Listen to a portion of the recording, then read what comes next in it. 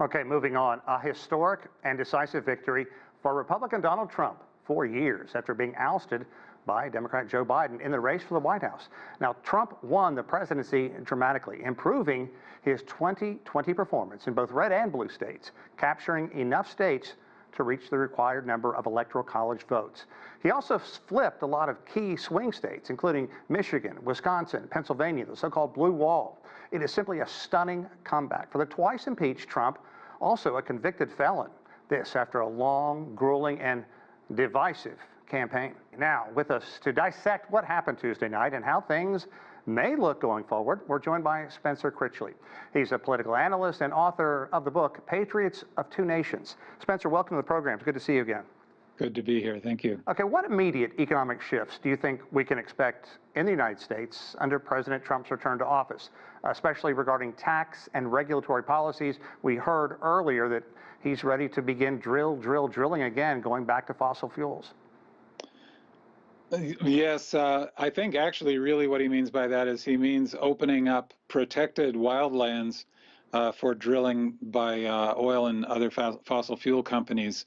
The United States has already reached a level of beyond energy self-sufficiency during the Biden administration and is exporting energy to the rest of the world. So there is no particular need for this, except that there's a profit opportunity in opening up these protected wilderness areas and sacrificing the environment to the profit motives of some of his chief sponsors.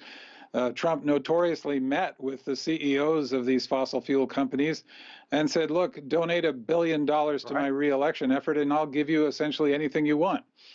Yeah, indeed. Okay, let's also look at the way things could work out with this new Trump administration, its impact on U.S.-China, its trade relationship, its relationship overall. What are the potential consequences for the global supply chains? Well, of course, you know, one of the chief concerns, I'm sure, in China and very much in the United States as well is Trump's promise to impose enormous tariffs across the board, in particular aimed at China. Now, there are some existing tariffs under the Biden administration, of course, but Trump is talking about these large tariffs and universally applied across the board. And there is virtually nobody, certainly in the economics profession, who thinks that's a good idea. This is typical of Trump's so-called policy ideas. Right. They're largely performative. They're not thought through. It's a question of acting tough, like somebody beating their chest in the middle of a schoolyard standoff, but not having actually consulted with experts as to what the actual economic impacts would be in the United States, what it would do to relationships with our trading partners. And of course, if Trump slaps these huge tariffs on China or any other country, then the next question is, well, what happens next? Yeah, indeed. We're talking about. It seems quite likely they would respond as they did the last time he did this, and he was then forced to bail out American farmers when the Chinese applied retaliatory tariffs, and he had to send tens of billions of dollars to farmers. Indeed. In order to ease their pain. And also economists are talking about his plans could increase the U.S. debt by as much as $15 trillion. Now listen, I went back and listened to a few of your interviews leading up to this all-important race. And I think you were right in saying whomever would win convincingly. But you and many others predict it would be Kamala Harris, saying she had run a strong campaign.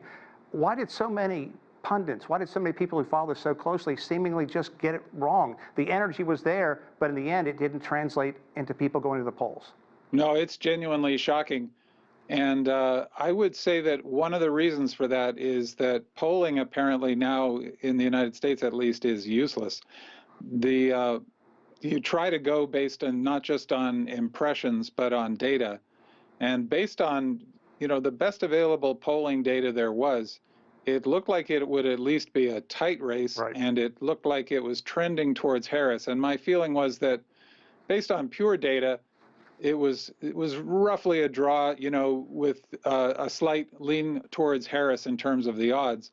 But looking at evidence on the ground, the incredible enthusiasm with her campaign, the incredible rate of grassroots fundraising, the volunteerism, which was at Obama levels, if not beyond, all those look like very positive signs. But of course, the polling was obviously missing just huge numbers of voters, and Trump's win, there's no way around it, was very convincing.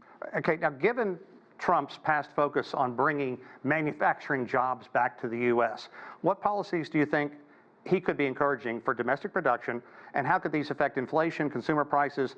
And it's interesting because so many stock prices soaring today, but not green energy, and Trump has simply railed against environmental measures. Yes, he's hostile to green energy, which I think is not just a mistake in terms of environmental protection, but it's a stupid mistake in terms of economic growth. It's hard to see stronger signals for a industry of the future. And this is another area where he has no policy.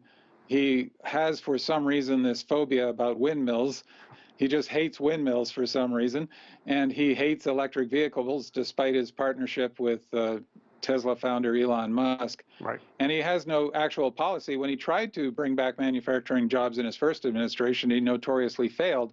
And this is another area where perceptions are diametrically opposed to reality. One of the great successes of the Biden administration has been a resurgence of manufacturing jobs in the United States.